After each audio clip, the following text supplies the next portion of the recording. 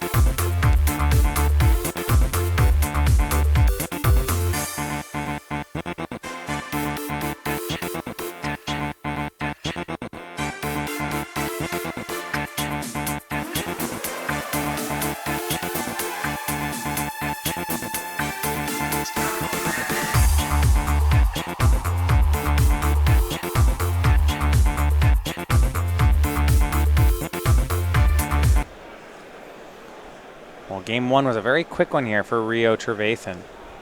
Sideboards are going to be very similar for both players. Rio has an extra Chandra, whereas Dan has an extra Harvester. Otherwise, it's the Canyon Slouvers, the Treasure Map. We're looking at 13 of the same cards. Yeah, Treasure Map is reasonable in the red mirror. Kind of the way this goes post-sideboard. The players are going to get a little bit bigger. Then Map can help you facilitate that a little bit. You want to cast Chandra Torch of Defiance on 4, like more access to those high-impact cards. You saw that was the advantage that Rio had. Yeah, I guess there was several advantages in that game, but just 4-mana spells resolving on his side. None of those happening for Dan. So you're going to see more 4-mana things. You're going to see Glorybringer coming in as well. Aether Sphere Harvester also a slam dunk. 5 toughness, gains lifelink. So you see players in this matchup board up to 11 cards here. It's everything but the Fight with Fire and then the one on the bottom. Yep, pretty much. Yeah, and then you get, the cards you get rid of are cards like Bomat Courier, some of the smaller things. Yeah, you don't want to keep in creatures that die to Goblin Chain Whirler. Yeah. Yeah, both players will go on a mid-range plan, and it's really this sideboard plan that makes the red decks so good in Standard right now.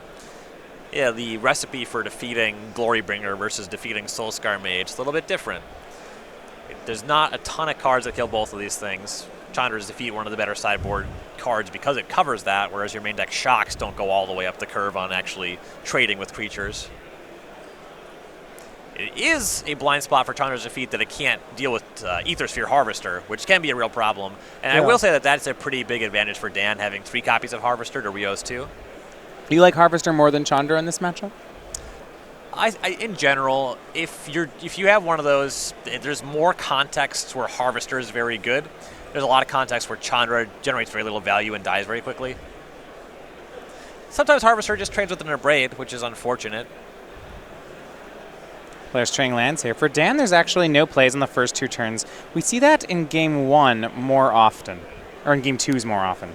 First play is actually Rio's, again as a Scrap Heap Scrounger. This time he does not yet have black mana. Yep.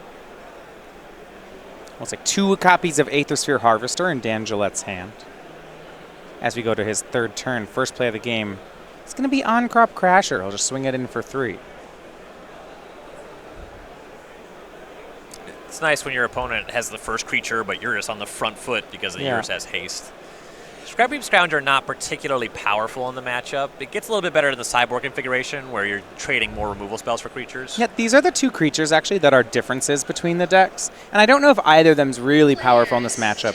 I think Dan has to be happy that he got in 3 damage with On-Crop Crasher. When your 3-drop dies to something like Shock, you always are worried that it won't convert. Yes. In the kind of games where the ground gets gummed up, Crasher can really help you in that kind of spot. Say if both players have a Hazaret. Sure. It's a really good way to break through. Chandra's Defeat takes care of Soulscar Mage, and Shock on the way back takes care of the 3-drop from Dan Gillette. Yeah, that's the exact exchange you were talking about. Yeah, I mean, Dan did get 3 damage, so not all's lost here. Right. And he will make one of his 2 Aether Sphere Harvesters. Does not have a crew for it just yet. We'll see if he can produce one. Deck not light on creatures. Yeah, there's a Soulscar Mage you see at the front of the hand, so should be able to attack with that next turn. Pretty big check for Rio to have an Abrade here. Well, he doesn't. I'm not sure he has an Abrade, but that turn on his draw step, Rio did pick up a 2nd Aether Sphere Harvester, which can stabilize the board. Yeah. And he'll make that. It would be ideal to have a 1-drop, say a Soulscar Mage, to deploy here to be able to crew that, but don't believe Rio has that.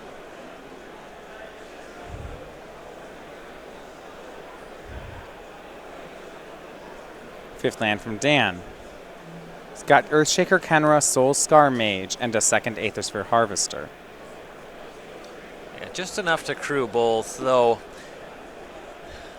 These the creatures that are crewing the Harvesters are not terribly difficult to deal with, and since both players control the Harvester, the life gain is going to go back and forth, and it's actually not going to have too big of an impact on this game for that reason. Both players still kind of trying to find a Chandra, a Glorybringer, a Hazaret to actually break through in a more significant way. 5 damage, 3 with lifelink coming in for Dan. He'll go up to 17 and Rio down to 12. He makes the Kenra. What Dan does have is with 1 more land, that Eternalizing of Earthshaker Kenra is on the board. But even then, I think you're right. If one player can find a Glorybringer or Chandra, or even at this point a Rekindling Phoenix, that really will change what the game's looking like. Yeah, just that infinite blocker kind of demanding more removal with the Phoenix would be very good. Yeah, and Rio doesn't have that. He has Goblin Chain Whirler. That will shoot down the Kenra. That's almost a liability. Yeah, I was going to say, Dan's probably fine with that. Rio swings back for 6. Dan drops to 11. Rio back up to 15. You see there's Aethersphere Harvesters trading energy with each other.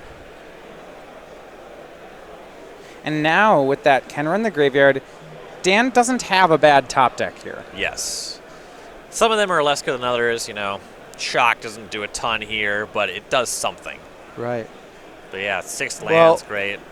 Actually, that was I shouldn't have said he has no bad draws. You lied. Because I think he found the literal only bad draw in his deck. It is his third and final copy of Aethersphere Harvester. Yikes. That is terrible. Yeah, when we're talking about sideboardings, in a probabilistic sense, having 3 Harvesters is better. I was drawing 3 Harvesters, that's not the plan. We said Dan was advantaged because he played 3 Harvesters. I believe we were mistaken. Being proven wrong very quickly. He should have only played 2. I guess. And in response to that Harvester, Rio, and this is just going to hurt Dan so badly, is going to use Chandra's Defeat on the Soulscar Mage, which means Dan now has 3 vehicles and no way to crew any of them. Yikes. Oh, and he's going to need to do something fast, because here's Hazaret. Scrounger jumps in the Harvester, and that's just a lethal swing right here. 2-0, Rio Trevathan, a fast turn of the corner. He improves to 7-0, looking for back